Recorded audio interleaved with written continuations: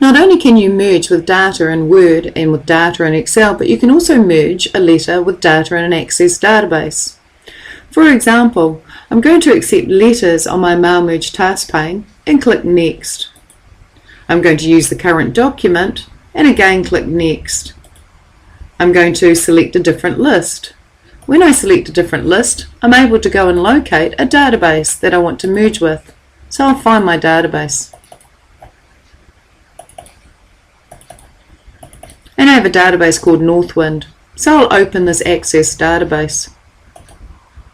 Immediately all the tables and the queries within that database are listed, and I want to choose a table called Customers.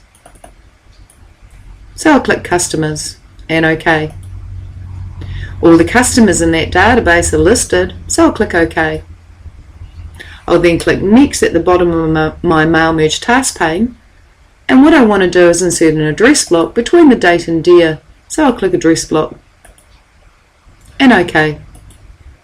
I'll then get rid of dear by selecting it and pressing Delete, and instead insert a greeting line and OK. I'll then click Next, and I can preview my letters using the two buttons to move between the recipients. I'll then click Next and click Edit Individual Letters and OK. And when I look at the bottom of my screen, I will eventually see how many letters I've got.